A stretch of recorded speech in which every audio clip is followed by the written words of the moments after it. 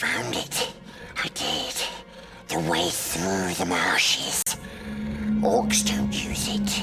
Orcs don't know it. That's a lie. All dead. All rotten. Elves and men and orcs. A great battle long ago. The Dead Marshes. Yes, that is the name. No offense, but I really don't care. Welcome to another video of Trace and Animate, and on today's video we'll be tracing and animating Harry Potter from the Harry Potter series. As you saw from the beginning footage, this will be part of a bigger scene once we finish putting everything together. So let's jump right into it. So as always, we're using Anime Studio to produce this, as it is a software that can do work really fast. Now, this character was a bit, I wouldn't say difficult, but it took a while for me to start seeing the overall picture towards the end. I think during the animation of this, I struggled a lot, like trying to see if I knew what I was doing. And I will admit, a few times I felt like giving up, but I was like, once you start, you can't really stop. So for this one, I also started with the head and the hair. At least what I liked about Harry Potter's hair is that it's very distinct. It doesn't have like a lot of strands sticking out. So I really enjoyed that about the character. There. So Harry Potter is a series that I actually grew up with. I remember the first time that I watched it was in 2002. And I think I was in the second grade, or grade 2 rather.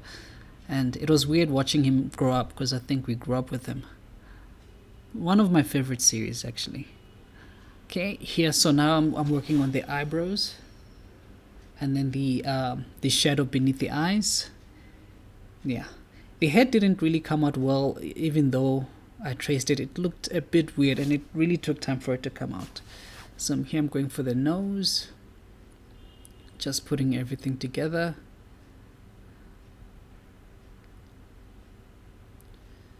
Okay, so what I've started doing now is that instead of waiting to do certain details at the end, I'm now just doing them as I go. This way I can just cut off some of the time that it takes to produce the overall tracing image. Man, doing this shirt was a bit, I wouldn't say annoying, but it was a bit difficult because there were so many places where I had to stop and then start somewhere else, and then I'd stop and then start somewhere else. As you can see from here, that it's not coming out exactly. So what I did was that I started drawing the shirt that's inside. I did think about putting the shades of the shirt inside, but then I figured, it doesn't really add to what I was going for. So here, some copying and pasting going around. And then here, actually wanted to work more on that detail, but I forgot to work it. So now I'm just working on his tie, making sure it looks nice.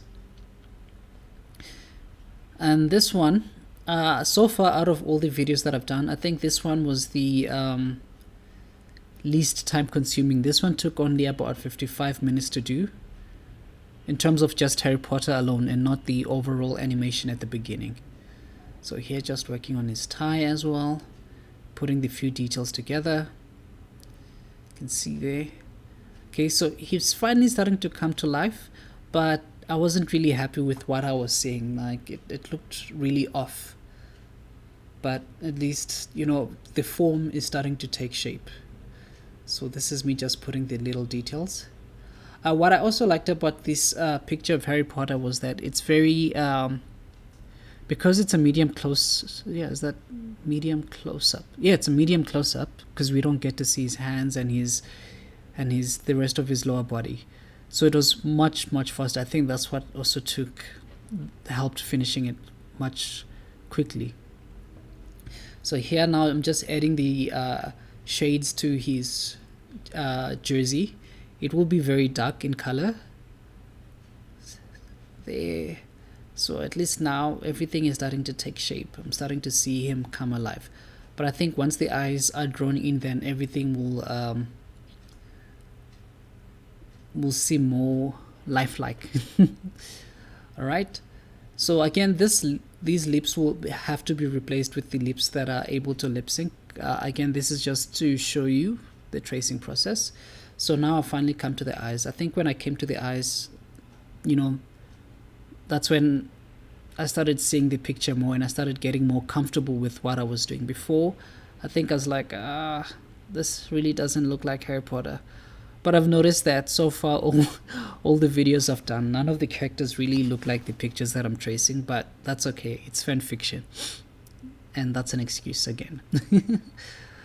If you're enjoying what you're watching, please consider subscribing. I've been practicing to say that, but I still struggle to say it when I have to say it.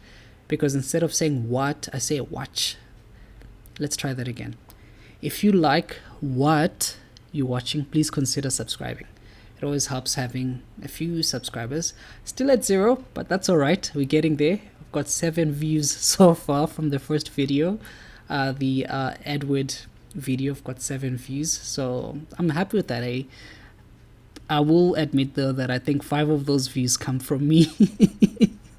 In fact, I think all 7 might come from me because I always check like on other devices, like, you know, you check on your phone, your iPad, the desktop, everything. So right now, going back to the colors, again, I just copy the colors from the actual picture and then I just copy the code from the picture to the software. It's much faster. So now here I'm just working with the jacket, putting the colors there. You can see he actually looks good to me. Not Harry Potter looking good, but like a good imitation.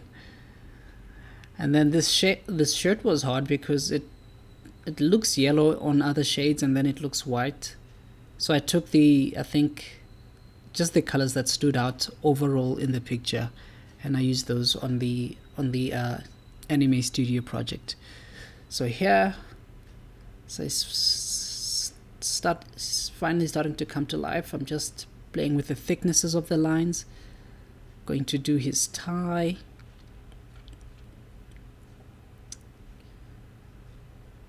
I think the coloring in that's the fastest, I think, when it comes to everything. So here I'm just adding a few shades, a few touch-ups. So he's almost complete. So what I did with this image that I didn't do with the other previous videos that I've done with Bella and Edward is that I'm gonna show you how I put the bones over, or the armature over this character. So this character doesn't have any limbs that stand out, like hands or legs. So I've just put like the skeletal structure or spinal structure. So here I was just putting the shades to his face. I really like putting like a lighter shade in the center face and then a darker shade on the outer side of the face. So that gives it like a shadow for his hair and whatnot. Okay, so it's not looking bad.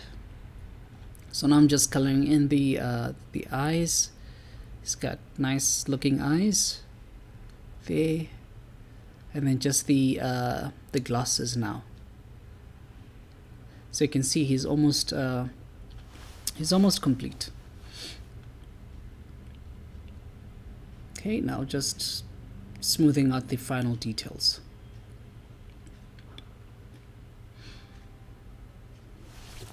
Right, I think we're coming to a close here. Okay, so here I was just adding the shades to his hair. I tried multiple colors, but it didn't look well. So what I did was that I just put in a white color, but I removed the opacity so that it was a bit transparent. So that's why it looks like that. And then here, just again, making it look nice, the final details.